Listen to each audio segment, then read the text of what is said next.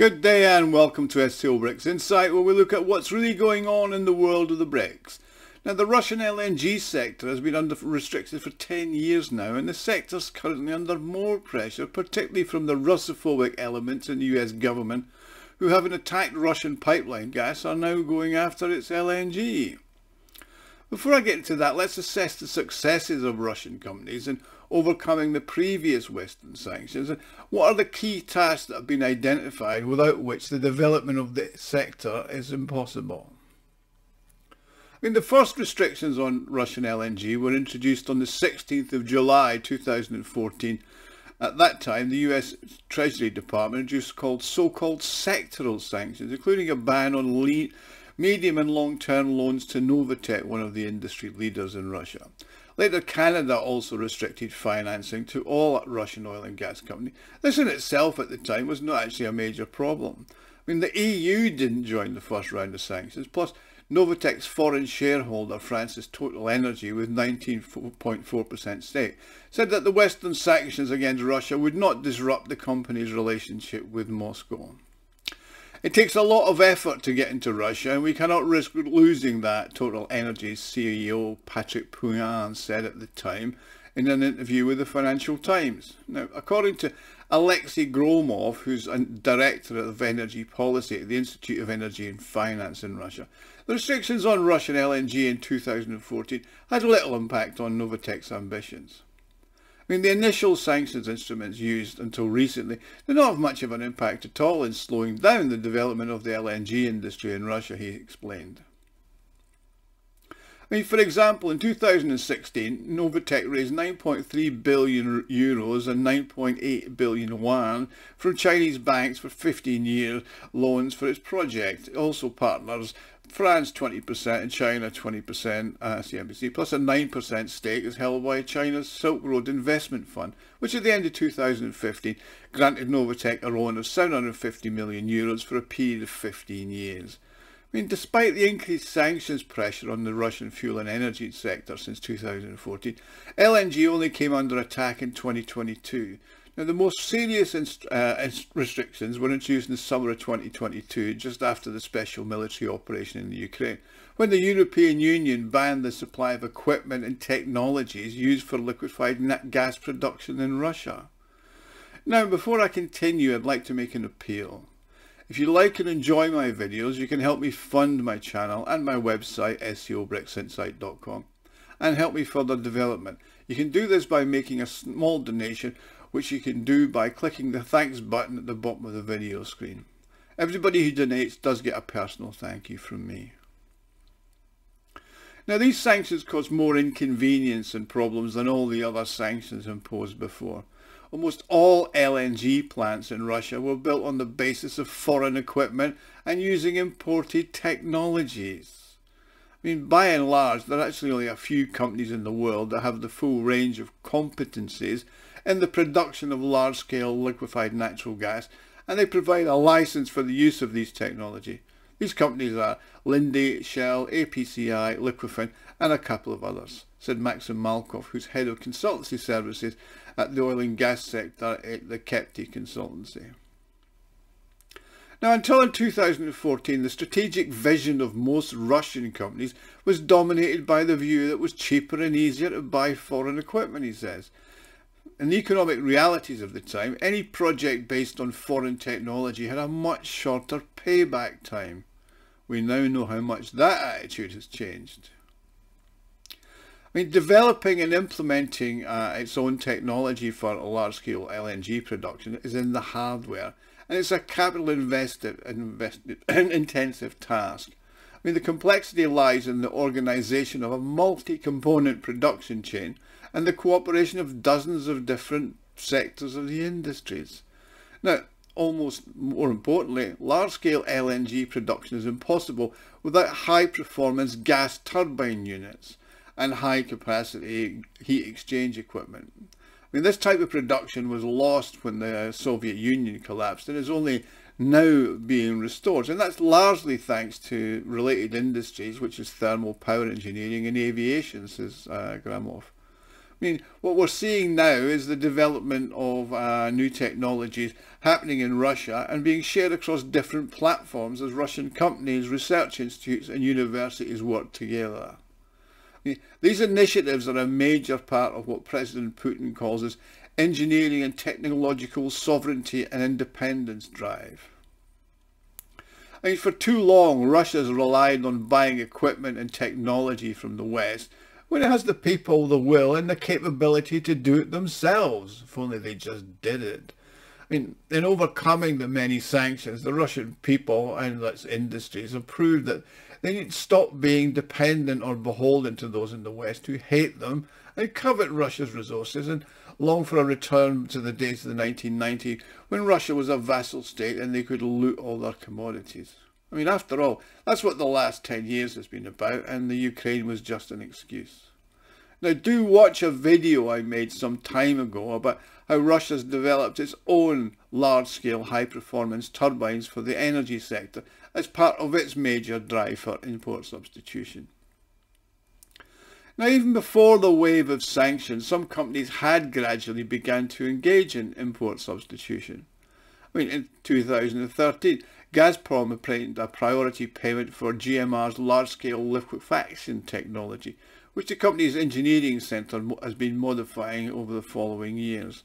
I mean, last year, Gazprom launched an LNG plant at the Portovaya compressor station in the Leningrad region, without the participation of Linde, which was the licensor of the liquefaction technology before it withdrew from the project due to sanctions. And Novatek achieved its first successes in 2018. The company was granted a patent for its proprietary Arctic Cascade technology, which it implemented on the fourth line of the Yamal LNG project. In 2023, Novatek was granted a patent for its Arctic Mix liquefaction technology. But the Russian LNG industry has been under a veritable shower of sanctions since November of last year. The US targeted sanctions against the Arctic LNG product kicked things off, and the baton was taken up by the 14th round of EU sanctions. I mean, the main person behind these is none other than Jeffrey Pyatt, who you'll all have heard of, at least should have.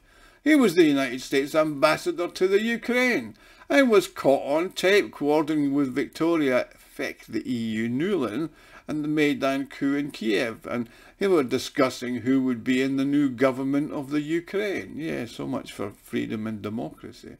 Now, he is now coordinating US sanctions policy against Russia, and he hates Russia more than he hates Donald Trump. So for him it's personal, and he'll do anything he can to try and destroy Russia.